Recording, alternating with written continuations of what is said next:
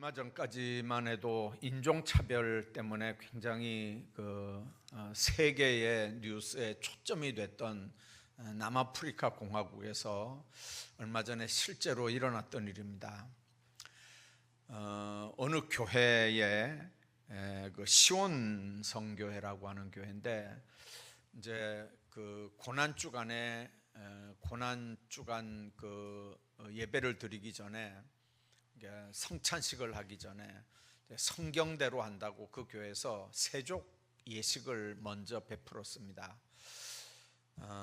예수님이 십자가에 못 박히시기 전에 제자들과 함께 성찬식을 했고, 그 성찬식을 할 때 예수님이 허리에 수건을 동이고 제자들의 발을 씻겨준 사건이 복음서에 모두 기록이 되어 있지 않습니까? 그런 것처럼 이제 서로의 발을 씻겨주는 그런 예식을 하고 있는데, 세족식을 하는데 거기에 흑인 교회죠, 올리버라고 하는 백인 대법원장이 나타난 거예요.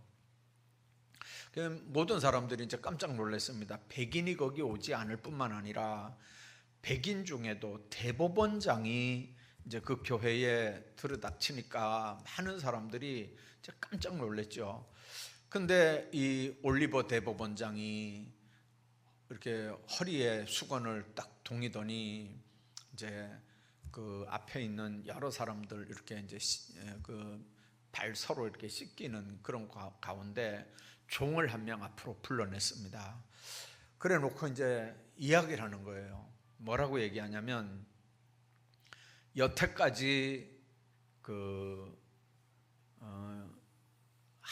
수백 번, 수천 번 여기 있는 이 사람이 내 자녀들의 발을 씻긴 사람이다. 이 사람은 우리 집에 있는 종인데, 내가 이 종이 우리 아이들 발을 씻길 때마다 내가 예수님 생각했고, 언젠가는 내가 한번 이 빚을 갚아야 된다고 생각했는데 그날이 바로 오늘인 것 같다. 그러면서 그 자기 종 앞에 무릎을 꿇고 그리고 그 종의 발을 씻겼어요. 그래서 사람들이 다 웅성웅성하고 난리가 난 거죠. 근데 이상하게 생각하지 말라고, 예수님 안에서 흑인 백인이 어디냐, 예수님 안에서 대법원장 평인이 어디냐, 예수님 안에서 있는 건 사랑의 섬김뿐이다. 이제 그렇게 하면서 그 예식을 모두 마쳤어요. 근데 이제 그 나라나 우리나라나 순식간에 이게 막 소문이 쫙 전국으로 퍼졌어요. 백인 대법원장이 남아공에서 흑인 자기 집의 종을 그 많은 사람들 보는 앞에서 그 앞에 무릎을 꿇고 종의 발을 씻겼다. 이래가지고 이 올리버 대법원장이 파면을 당했어요. 파면을 당했어요.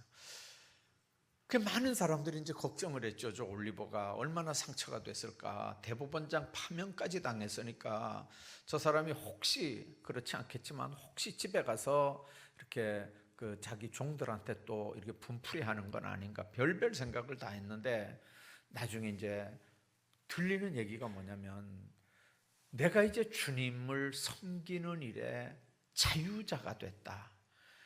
이제는 구속받을 것도 없고 누구 눈치 볼 것도 없고 뭐 누구한테 뭐 이렇게 신경 쓸 것도 없이 내 마음껏 하나님 찬양할 수 있고 내 마음껏 누구를 섬길 수 있다는 게 이게 얼마나 하나님 앞에 감사하냐. 그러면서 정말 이제 하나님께 찬양할 자유로운 그리스도인이 됐다. 그러면서 그렇게 기뻐하면서 하나님을 찬양했다는 얘기입니다. 백인 우월주의가 지금도 전 세계에 이렇게 퍼져 있습니다. 저도 미국 가기 전에는요, 여기서 이런 생각을 했어요. 백인이 제일 우월하고 그 다음에 우리 황인이고 그 다음에 흑인이고, 서열이 그런 줄 알았거든요. 미국 가보니까 아니더라고요. 미국 가보니까 백인이 제일 우선이고 그 다음에 아주 반짝반짝 빛나는 새까만 사람들이 그 다음이고요. 이 노랑둥이들은요, 제일 밑바닥이에요. 이 노랑둥이들은 백인한테는 물론 무시당하지만 새까만 흑인한테도 무시당하는 게 이게 황인들이에요. 그 나라 가니까 그렇더라고요, 보니까. 자, 그런데 이 남아공에서는 뭐 말할 것도 없죠. 하나님 안에서 이 사람들의 서열이라고 하는 건 옛날이나 지금이나 똑같거든요. 거기서 서열을 깨고 하나님의 법 하나 붙잡고 섬김의 종이 된다. 어려운 일인데, 그런데 예수의 사랑이 그 속에 있고 예수의 성령의 능력이 그 속에 있으면 섬김으로 자유함을 얻는 거거든요. 섬김을 통해서 하나님의 놀라운 은혜들을 체험하는 거거든요. 오늘 우리가 읽은 말씀은 예수님께서 12 제자를 뽑아서 이렇게 제자 섬기는 그런 내용이 기록이 되어 있는 데인데, 특별히 오늘 말씀드리려고 하는 요한에 대한 말씀을 좀 생각하려고 합니다. 사람들은 요한하면 사랑의 사도, 이제 그렇게 생각을 합니다. 그런데 우리가 성경을 자세히 한번 보십시오. 이제 요한은, 우리는 요한, 뭐 영어 성경엔 존, 뭐 헬라어에는 요하네스라고 돼 있어요. 그 요하네스라는 말이 여호와는 은혜로우시다, 그런 의미입니다. 왜 그 요하네스라는 이름이 붙여져 있었냐면, 이 사람은 갈릴리 베세다 사람이잖아요. 세베대와 살로메의 사이에서 야고보가 맏아들이고 두 번째가 이제 요한입니다. 그러니까 세베대 두 번째 아들이죠. 이 살로메는 여러분들 아는 것처럼 예수님의 어머니 마리아의 여동생이에요.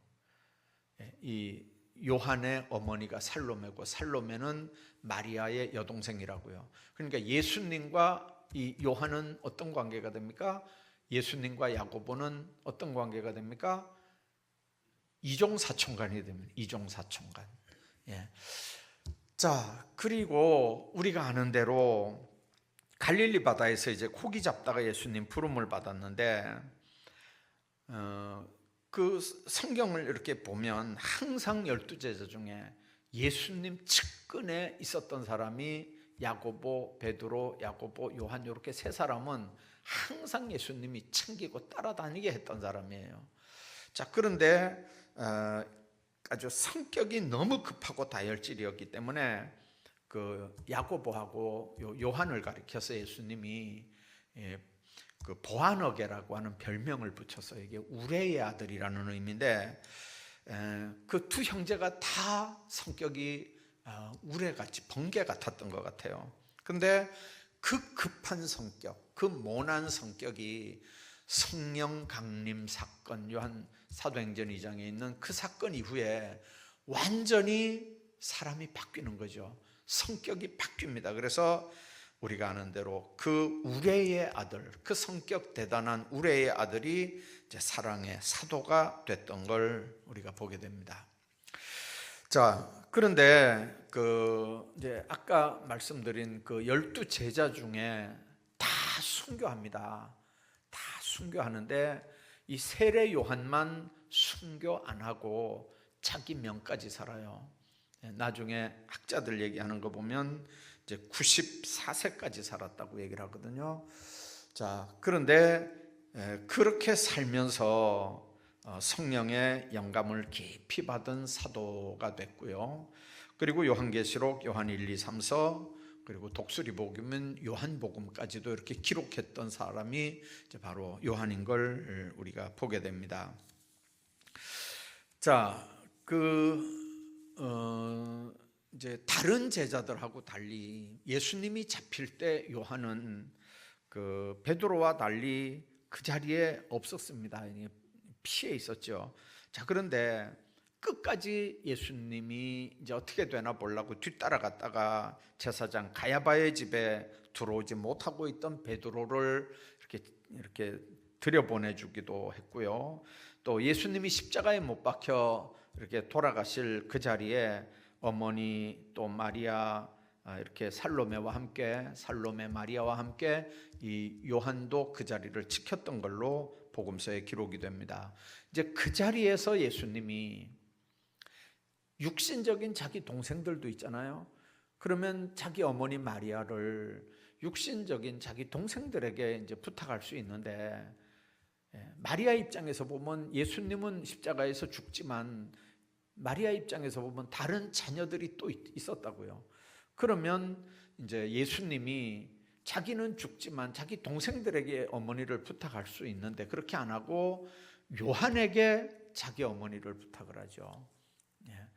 그러니까 이제 그 모습을 우리가 이렇게 보면 평소에 이 요한이 어떤 모습이었는지를 우리가 보게 됩니다. 처음에 소리가 훨씬 좋았던 것 같아요. 방송실 지금 너무 많이 울리네요. 자, 이제 앞으로 이렇게 해서 이제 요한이 이 귀한 사역을 시작했고요. 85년경에 서기 85년경에 요한복음을 기록했고 90년경에 요한 1, 2, 3, 4를 기록했고요. 95년에 반모섬에서 이제 요한계시록을 기록을 했던 걸 우리가 봅니다. 그 반모섬에 유배당할 때가 언제였냐면 도미니안 박해 때, 황제 박해 때거든요. 이제 거기 들어가 있다가 넬바 황제 때 에베소로 다시 돌아오게 됐고요. 이제 트리안 황제 때 94세로 아주 천수를 누리다가 하나님의 부름을 받고 그 삶이 이제 마무리가 됩니다. 자, 이제 이 사도 요한의 그 인간적인 상황이나 그 시대적인 얘기는 요 정도로 하고, 이제 그 요한복음에 나오는, 특히 이제 사복음에 요한에 대한 얘기가 조금씩 이렇게 나오지만, 이제 요한복음에 기록되어 있는 사도 요한의 신앙적인 몇 가지 특징을 오늘 우리가 좀 생각을 하려고 합니다. 이제 왜 그러냐면요, 시대와 상황은 지금 그게 100년 전 상황이니까, 지금 2020년이니까 이제 정확하게 얘기하면 한 1900년, 한 2000년 전 상황이잖아요. 자, 그 상황과 지금 상황은 많이 다르죠. 시대가 다르고 상황이 다르고 다 다르지만, 여러분들, 예수님의 사역이 세상적인 사역, 세상의 무슨 정치나 뭐 왕이나 뭐 다스림이나 뭐 이런 거 갖고 상관없이 하나님의 나라가 이 땅에 이루어지는 하나님의 통치권이 예수님의 사역의 핵심이었다면, 지금도 그거는 절대 변하지 않거든요. 지금도 교회가 존재하고 예수 믿는 사람들이 존재하고 해야 될 사명이 있다는 말은, 하나님의 나라가 이 땅에 이루어지고 예수 그리스도가 왕노릇하는 하나님의 통치권이 이루어지기 위해서 우리가 사역하고 일하는 거거든요. 그러니까 2000년 전이나 지금이나 예수님 제자들 때나 지금 우리나 사역이 바뀌어지는 건 아니에요. 사역이 바뀌어지는 건 아니라고요. 그래서 예수 믿는 사람들이 분명하게 기억해야 되는 게 있습니다. 내가 할 수 있느냐? 내가 할 수 있는 일은 아무것도 없어요. 베드로가 할 수 있었겠습니까? 지금 얘기하려고 하는 요한이 할 수 있었겠습니까? 베드로 같은 갈대 같은 사람이 뭘 하겠습니까? 그러나 성령 받고 반석이요 게바라고 하는 베드로라고 하는 이름을 받아야 이 시몬도 베드로 게바 역할을 하는 거고, 또 요한도 우레 같은 과격한 사람이 사랑의 사도로 바뀌어져야 하나님이 쓰실 수 있는 거거든요. 문제는 내가 뭘 하겠다. 요즘에 세상이 왜 이렇게 시끄럽습니까? 내가 하겠다는 사람들 때문에 시끄러운 거예요. 여러분들, 내가 할 수 있는 일은 뭐 있습니까? 특히 장로교 교리는요, 합동이고 뭐 통합이고 기장이고 간에 장로교 교리는 칼빈의 전적 타락을 고백하는 교단들이에요. 개혁교회들입니다. 개혁교회에서 가장 1번으로 얘기하는 게 인간의 전적 타락이에요. 인간이 내가 할 수 있다는 건 안 돼요. 주님이 나와 함께하면 내가 할 수 있다. 그게 인본주의라고요. 우리는 그게 믿음 좋은 걸로 생각하잖아요. 내가 할 수 있는데 좀 약하다, 부족하다. 그러면 주님이 나와 함께하면 되지. 그러면 주체는 나고, 그분은 뭡니까? 여러분들, 그게 아니거든요. 주님이 주님 뜻대로, 주님이 원하는 대로, 주님이 계획하는 대로 하나님의 나라를 이 땅에 이루시는 줄로 믿습니다. 어떤 사람들을 통해서 그 일을 하시냐면요, 하나님의 영에 감동된 사람들을 도구로 써서 하나님이 하시는 거예요. 그러니까 여러분들, 상황을 한번 보세요. 내가 할 수 있다고 내가가 나가는 거는 다 물음표 하나씩을 붙여야 돼요. 주님이 하시는데 주님이 어떻게 하느냐, 그걸 여러분들 분별하게 되면 하나님은 바람 부는 것처럼 물 흐는 것처럼 그렇게 순리대로 하나님의 방법대로 하셔요. 네로가 정신 이상이 돼가지고요, 성에 불을 질렀어요. 로마 불을 질러놓고 나중에 문제가 생기니까요, 그걸 예수쟁이들한테 다 뒤집어 씌웠잖아요. 그래서 예수 믿는 사람들을요, 사정없이 잡아들이기 시작했어요.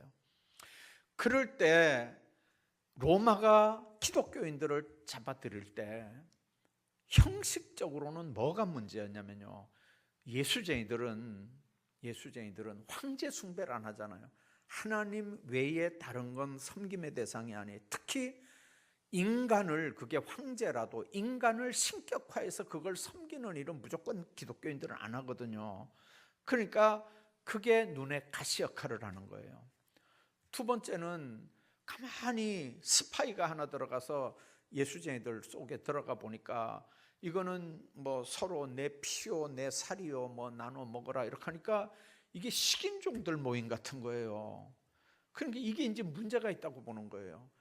서로 피를 나누어 마시고 서로 살을 뜯어 먹는 이 희한한 집단들, 이게 골치 아픈 집단들이거든요. 그 다음에 잡으려고 하니까 다 지하 땅굴 속에 카타콤베에 들어가가지고 거기서 그냥 먹고 자고 뒹굴고 하는데 거기서도 아기들이 태어나거든요. 가만히 따라 들어가 보니까 그 안에서 뭔 얘기들을 하냐면요, 형제요 자매요 뭐 이렇게 하는 거예요. 그러니까 가만히 생각해 보니까 그 껌껌한 땅굴 속에서 서로 뒹구니까 이게 족보가 없어지는 거예요. 자기들이 생각할 때는 이게 남녀간에 문란하고 형편없는 이 아주 골치 아픈 집단이고, 그러니까 다 나중에 형제자매고 뭐 이게 뭐 다 형제자매니까 이거는 아주 더러운 집단이다, 이렇게 매도하는 거예요. 그 세 가지는 겉으로 드러난 표고요. 정치적인 건 뭐였냐면 황제가 불지른 걸 덮기 위해서 기독교인들에게 이걸 다 뒤집어 씌워가지고 그래서 박해를 했던 거거든요. 그러면 여러분들, 그런 상황에서 예수쟁이들은 할 수 있는 일은 뭘까요? 독립군을 만들어서 로마를 대적했나요?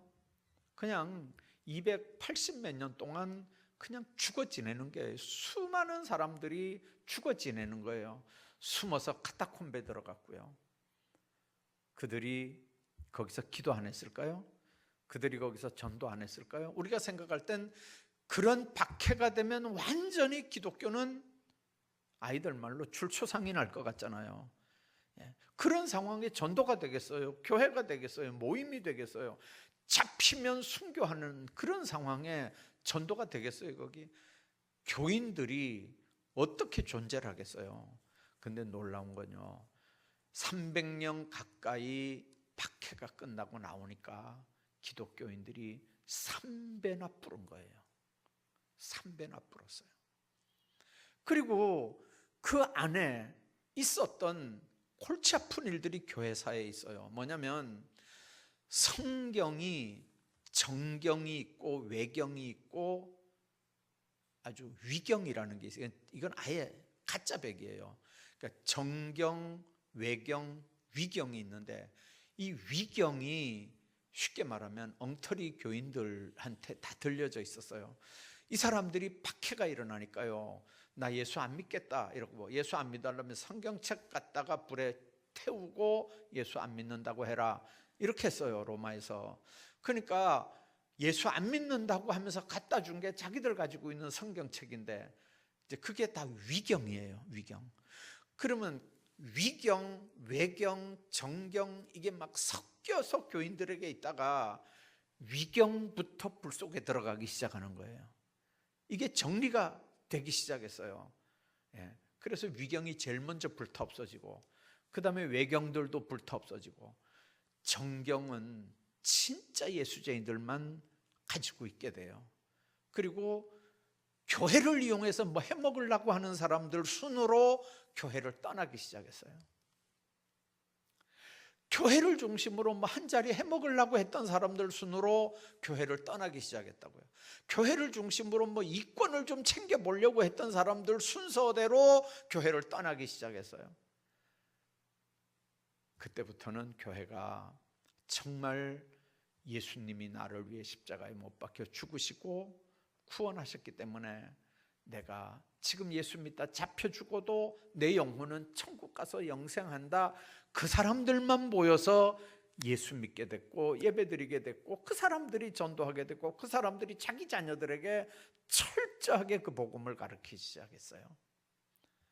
여러분들, 그게 바로 교회가 알맹이들 중심으로 불어나게 된 이유고, 그게 전도가 되게 된, 그래서 나중에 280몇 년, 300년 뒤에 보니까 기독교가 완전히 쪼그라들고 없어질 줄 알았는데 엄청나게 불어나는 거예요.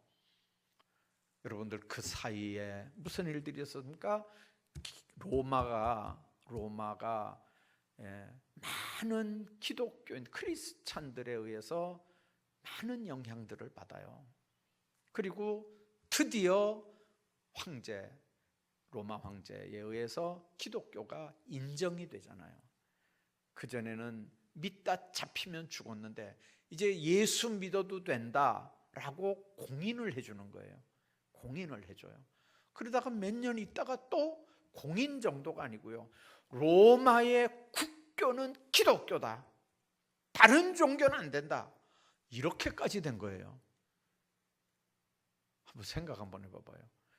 옛날에는 황제 10명이 내려가면서 예수 믿는 사람 잡아 죽이던 그런 때도 있었는데, 그런데 이게 바뀌어져 가지고 이제는 다른 종교는 안 된다, 예수만 믿어라, 기독교만 있어야 된다. 로마가 그렇게 바뀌었다니까요. 여러분들, 이게 뭘 통해서 그렇게 됐을까요? 예수 믿는 사람들의 영향력 때문에 그런 거예요. 그 영향력이라는 게 데모한다고 나타나는 거 아니에요. 뭐 때문에 나타나는 거죠? 삶의 자리에서, 자기 자리에서부터 나타나는 예수 그리스도의 향기예요. 예수 냄새 풍기며 살았다고요. 그것 때문에 전도가 되고, 그것 때문에 영향을 받은 사람들이 점점 늘어나고, 결국은 로마를 정복을 시키잖아요. 데모에서 로마를 이길 수 있겠어요? 여러분들, 총과 칼로 로마를 이길 수 있었을까요? 안 그래요. 주님 안에서 여러분들 지금도 분명하게 기억해야 돼요. 요한이 무슨 성질은 급했죠. 그러나 하나님이 그 급한 성질도 쓰긴 썼겠죠. 그러나 요한을 하나님이 쓰신 핵심은 뭐였냐면요, 오순절 성령이 임한 이후에 요한을 쓰는 거예요. 베드로도 마찬가지잖아요. 다른 제자들도 다 마찬가지잖아요. 그러니까 지금 우리가 분명하게 기억해야 되는 게 있어요. 요한이 사랑의 사도였다는 말은 3년 동안 따라다니면서 사랑의 제자였다는 뜻이 아니에요. 그 말이 아니고, 오순절 성령 받은 이후에 그 삶이, 그가 행했던 모든 사역이 하나님 앞에 그런 삶을 살았다는 뜻이거든요. 그러면 초대교회만 그런 거 아니거든요. 지금도 똑같아요. 지금도 우리가 예수님 믿는다는 말은 예수님을 내 구주로 영접한다는 말이잖아요. 예수님을 내 구주로 영접한다. 그래서 예수님을 영접했다. 영접 기도를 하고 예수님을 영접했어요. 그러면 그 예수님을 내가 모시는 거잖아요. 예수님을 모신다. 그 말이 뭔 말이에요? 이름을 내가 들고 있다는 얘기인가요? 예수님을 내가 모신다고 입으로 시인했단 말인가요? 그 말이 뭔 말인가요? 예수님을 영접했다는 말이 뭔 말인가요? 예수 그리스도의 영, 그분은 십자가에 못 박혀 죽으셨고 부활하셨고 승천하셨고 다시 이 가운데 영으로 오셨잖아요. 그 성령을 우리가 내가 이렇게 받아들이는 거예요. 영접해 드리는 거예요. 그래서 영접한 그 사람들이 예수님을 주여라고 부를 수 있는 거예요. 그분이 내 주인이거든요. 영접하는 순간 그분이 내 주인이에요. 그분은 내 안에서 나를 감화하고 감동하고 인도하시면서 이끌어 가시는 거예요. 왜? 그분이 내 주인이고 그분이 이제 나는 그분의 종이기 때문에 그분이 이끄는 대로 인도하심 대로 내가 살아가는 거예요. 그래서 진짜 종은 늘 그분과 교통하며 사는 거거든요. 물어보고 사는 거거든요. 여러분들 그분이 원하지 않는 일을 하면 그분이 이 안에서 탄식한다 그랬잖아요. 로마서 6장에 보니까 탄식하는 거예요. 그분이 탄식하는 거예요. 7장에 보면 말할 수 없는 탄식으로 우리를 위해서 대신 간구한다는 거예요. 여러분들 기도의 주체가 난 것 같잖아요. 내가 기도하는 것 같잖아요. 아니요. 여러분들 이 공중기도 하시는 분들 이렇게 기도 이렇게 이제 써서 대표 기도니까 실수 안 하려고 그래 써서 기도하지만 여러분들 그냥 한 줄로 그냥 생각나는 대로 쫙 적어가지고 그냥 와서 하는 사람 있나요? 썼다 지웠다 썼다 지웠다 얼마나 많이 합니까? 그렇게 썼다 지웠다 하는 이유가 뭐예요?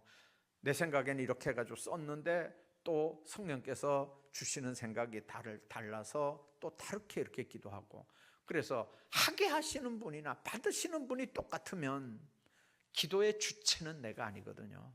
기도의 주체는 그분이에요. 마찬가지로 내 삶의 주체도 그분인 걸 믿으시기 바랍니다.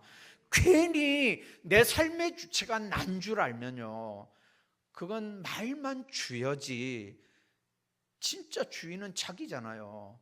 그러면 그게 망령되이 주님을 일컫는 거예요. 여러분들 자기가 주인이면서 주님은 주인 노릇 안 시키면서 말만 주여 하면 주님 얼마나 속상하고 기분 나쁘시겠어요. 그러니까 주님 안에서 우리가 쓰임받는 열쇠는 하나님의 영이 내 안에 계시느냐 하는 거예요. 이 과정에서 우리가 생각해야 돼요. 내가 사모하면 얼마든지 예수님을 모실 수 있죠. 그렇잖아요. 내가 사모하면 얼마든지 예수님을 모실 수 있죠. 그러나 냉정하게 생각해 보면 성경은 그렇게 가르치지 않아요. 사모한다고 다 되냐? 아니에요. 그분이 찾아오셔야 만나지는 거예요. 내가 만날 수 있다고 만나지는 게 아니에요. 얼마 전에 제가 동영상 하나를 봤는데요. 그 동영상 보니까 그 목회를 꽤 오래 한 목사님이 간증을 이렇게 고백을 했어요. 뭐라 그랬냐면 자기가 목회하다가 예수님을 만났다는 거예요. 목회하다가 목사였는데 어느 날 예수님을 만났대요. 여러분들 한번 생각 한번 해봐봐요. 목사였는데 예수님을 만난 그분이 얼마나 여태까지 주님과의 관계는 뭐였다는 얘기예요. 우리가 한번 생각해 보셔야 돼요. 여러분들 정말 주님이 와서 날 만나주고 나와 주님의 만남이 인격적인 만남이었는가? 거기서부터 신앙생활이 시작되는 거예요. 내가 만날 수 있다고 만나는 게 아니고 그분이 찾아와야 만나주는 거예요. 그래서 지난 시간에 그런 얘기 한번 했죠. 종교라는 게 뭐냐면, 종교라는 게 인간이 자신의 나약함을 느끼고 절대자를 찾아가는 행위가 종교예요. 그러면 그게 기독교도 그거냐? 기독교는 아니에요. 기독교는 인간이 찾아가는 게 아니라니까요. 그분이 찾아와서 만나줘야 만나지는 건 줄로 믿습니다.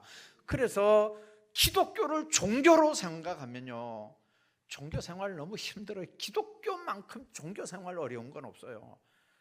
여러분들 절에 가봐봐요. 얼마나 편안하고 목탁 들으면서 그 산속에서 새소리 들으면서 얼마나 좋겠어요. 자기들이 돛 닦으면서 나아가니까 뭐 도에 이르겠죠. 자기들이 뭐 부처가 되든지, 거기서는 얼마든지 그게 가능해요. 거기서는 부처님이 뭐 그 사람들 찾아온다는 얘기 없다니까요. 근데 우리는 예수님이 영으로 우리 찾아오지 않으면 절대로 영접할 수도 없고, 그분 모실 수도 없고, 그분 주인으로 섬길 수도 없고, 그분에게 순종할 수도 없고, 그분에게 헌신할 수도 없고, 그분 원하는 대로 살아드릴 수도 없고, 더더군다나 우리의 가장 귀한 것, 그게 뭐든지 간에 하나님 앞에 드릴 수는 없거든요. 그분이 내 안에 계셔야 내 모든 게 그분의 거라고 하는 게 고백이 되질 수 있어요. 그게 안 되면 내 건 내 거죠. 다 내 거잖아요. 생명도 내 거고, 건강도 내 거고, 물질도 내가 벌었으니까 내 거고, 다 내 거면 여러분들 그때 정말 주님과 나와의 관계가 어떤지를 빨리 점검하셔야 된다니까요. 오늘 그 이 목사님이, 이제 우리 이 목사님이 점심 때 이렇게 잠깐 목양실에 들렸어요. 들려서 이제 이야기하면서 이런 얘기를 하나 해요. 병원에 있어 보니까 멀쩡한 사람들이 이렇게 가방을 하나씩 이렇게 들고 온대요.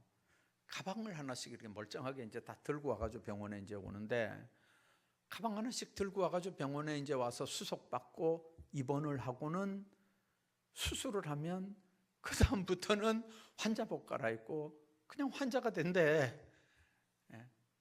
올 때는 가방 하나 들고 자기 발로 달랑달랑 걸어서 들어와서 그 다음에 수술해서 이렇게 딱 환자복 입으면 그냥 환자 되는 거라고.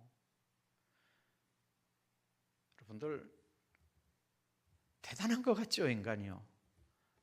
대단한 것 같잖아요. 근데 대단 안 해요. 대단 안 해요. 내가 건강 관리 잘하면 뭐 내 거 될 것 같죠. 내가 할 수 있는 게 뭐 다 내 맘대로 할 수 있을 것 같잖아요. 안 그래요. 건강 관리 내가 한다고 건강할 것 같으면요, 헬스장에 다니는 사람은 뭐 100세, 200세 살게요. 아무개처럼 뭐 맨날 좋은 거 먹고 잘 먹고 뭐 그렇게 하면 뭐 200살 살게요. 방법 없어요. 어제도 보니까 어느 목사님 돌아가셨다고 이렇게 그 유튜브에 이렇게 장례 예배 드리는 거 이렇게 몇 개 나오더라고요. 그렇게 보니까 83세에 한 번 돌아가시고 한 분은 또 79세에 돌아가셨는데 대단했던 분들이거든요. 교단은 우리 교단들 아니에요. 근데 이제 그분들 이렇게 돌아가시고 장례 예배 이렇게 하는 거 보니까요, 그 대단한 분들, 한국 교회에서 그 이름만 대면 다 아는 그 대단한 분들도 방법 없어요. 하나님 부르시면 관 속에 들어가요.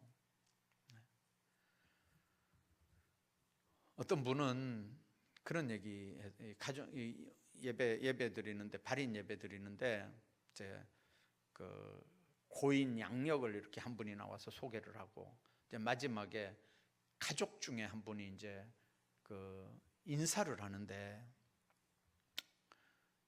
그 이름 뭐 유튜브에 나와 있으니까 이름 대도 되겠죠. 그 김홍도 목사님이라고요. 그 감리교수 유명한 분이에요. 이제 그 형제가 뭐 다섯인가 뭐 다 목사님 가정으로 유명한 집이거든요. 뭐 홍도, 국도 뭐 해가지고 그 하여튼 집안이 다 유명한 집안, 목사님 집안이에요. 근데 이제 바로 밑에 6살 밑에 동생 목사가 나와가지고 인사를 하는데 제일 마지막이 그거예요. 제일 마지막이 형 일어나, 나하고 같이 낚시하러 가기로 했잖아. 그게 이제 형 보내면서 마지막 인사예요. 형 일어나, 나하고 같이 낚시하러 가기로 했잖아. 그렇게 하고 이제 인사하고 들어가더라고요. 여러분들, 하나님 안에서 우리가 분명하게 생각해야 되는 게 어느 거 하나 내가 할 수 있는 건 아무것도 없어요. 아무것도 없어. 우리가 육신 있고 사는 날 동안 그저 아름답게 살 수 있는 거거든요. 하나님 안에서 사랑의 사도로 부름받게 된 요한의 그 사랑의 출처, 자기 기준의 사랑은요, 서로 좋은 거, 유익한 거 주고받는 거예요. 그런데 예수님을 열심히 사랑하면 좋은 거, 뭐 좋은 자리, 뭐 이런 거, 그게 자기 뜻대로 되는 게 아닌 걸 알아요. 자기 생각에는요, 이종사촌간이잖아요. 그런데 자기가 야고보 전도했잖아요. 예, 자기가 야고보 전도했어요. 자기 친구 안드레가 베드로 전도했어요.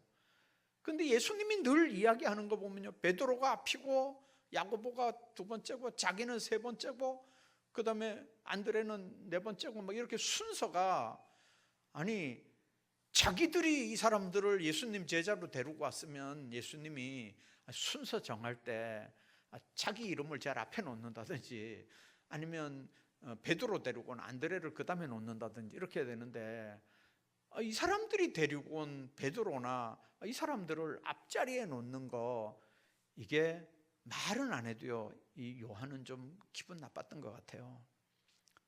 그러니까 요한이 할 수 있었던 일이 뭘까요? 자기 엄마 살로메를 설득을 시켜가지고 엄마를 통해서 예수님에게 뭐라 그럽니까? 주의 나라가 임하실 때 하나는 야고보는 오른쪽에 요한은 왼쪽에 앉게 해주십시오. 이 청탁을 하는 거예요. 청탁을. 다른 제자들이 가만히 있을까요? 요즘만 가만히 있는 거 아니에요. 요즘만 시끄러운 게 아니에요. 청탁 문제 때문에 요즘만 시끄러운 게 아니에요. 그때도 시끄러웠다니까요. 아니 예수님이 주님의 나라가 임하면 하나는 오른쪽에 하나는 왼쪽에, 요즘 말하면 뭘까요? 옛날 같으면 뭐 우의정 좌의정 뭐 그런 거겠지만 요즘 같으면 무슨 장관일까요? 그러니까 다른 제자들이 가만히 안 있죠. 자, 그런데 그 가만히 안 있어 서로 으르렁거리는 모습을 보는 예수님은 기가 막힌 거예요. 왜 그러냐면 당신의 나라는 이 땅에 속한 나라가 아니잖아요. 예.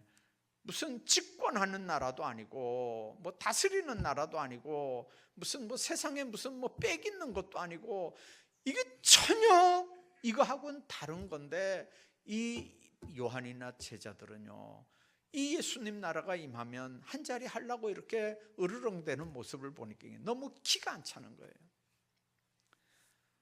여러분들, 하나님의 나라를 이해 못하는 건요, 지금도 똑같아요. 지금도 똑같아요. 하나님의 나라는 세상에 속한 그런 나라하고 다르거든요. 주님 안에서 여러분들, 우리가 기억해야 합니다. 예수님은 그 사람의 목적을 위해서 원하는 걸 주는 것보다 언제든지 그 나라와 그 의를 위해서 하나님의 뜻대로 하나님의 사람들을 쓰시거든요. 그 하나님 앞에 쓰임 받을 수 있는 게 우리 죄인들로서는요, 그거보다 더 큰 영광이 어디 있겠어요? 여러분들, 세상에 대통령에게 선택을 받고 쓰임을 받아도요, 그 욕을 얻어 먹으면서도 그 떡도 사표 안 내고 안 나가는 거 봐봐요. 그런데 여러분들, 하나님 앞에 쓰임 받는다, 주님 앞에 지금 쓰임 받는다, 이게 얼마나 하나님 앞에 영광스러운 일인가 한번 생각해 보라고요. 요한은 정말 이 놀라운 사건들을 마음에 생각하면서 이 아름다운 상황들을 우리가 생각을 합니다. 자, 그런데 마지막에 그 요한이 pat모섬에 이제 유배를 갔어요. 이거는 성경에 없는 얘기인데 이제 생각을 했어요. 에베소 교회의 모든 교회들을 감독하려고 이제 이 요한이 에베소에 있었거든요. 근데 그 감독 자리 다 물려줬어요. 이제 또 자기가 맡았던 마리아, 이제 예수님 어머니 마리아 90세에 돌아가셨어요. 그러면 이제 교회 일도 손 놓고 개인적으로 마리아 섬기는 일도 손 놨고 이제 아무것도 이제 요한 입장에서 할 일이 없는 거예요. 할 일이 없는데 요한이 할 수 있는 일이 뭐였을까요? 반모섬에서 이제 나 할 일 다 했으니까 하나님 나 불러가십시오 할 때 하나님께서 요한에게 마지막 사명 하나 준 게 있죠. 거기서 눈이 열리고 하나님의 계시를 보여서 요한계시록을 쓰게 만드는 거죠. 여러분들, 그 핵심이 뭡니까? 그때 요한이 주님의 음성을 들었다는데 그 주님의 음성의 핵심이 그거였대요. 내가 진실로 속히 오리라. 그게 요한계시록 마지막에 있는 거잖아요. 마라나타, 아멘 주 예수여 오시옵소서. 하나님 안에서 우리 예수 믿는 사람들이 늘 기다려야 되는 게 그거예요. 어떻게 보면 세상에 미련한 일 같아요. 세상에 무능한 것 같아요. 그러나 그게 하나님의 법이에요. 하나님이 하나님의 방법대로 일하게 하는 법. 여러분들, 하나님 가만히 있어 보십시오. 내가 하겠습니다. 그게 예수 잘 믿는 것 같죠? 아니요, 그건 하나님 뜻하고 다른 거예요. 하나님 가만히 있으십시오. 내가 하겠습니다. 이거는 성경적인 게 아니에요. 하나님 하십시오. 종이 듣겠나이다. 하나님의 백성들이 해야 되는 일은 엎드려서 그 음성 듣고 하나님이 우리를 어떻게 쓰시는지 하나님 앞에 겸허하게 무릎 꿇는 일이에요. 오늘도 요한의 삶의 모습들을 다시 한번 생각하면서 하나님 앞에 시대를 분별할 수 있는 아름다운 삶들 사시기를 주의 이름으로 축복합니다.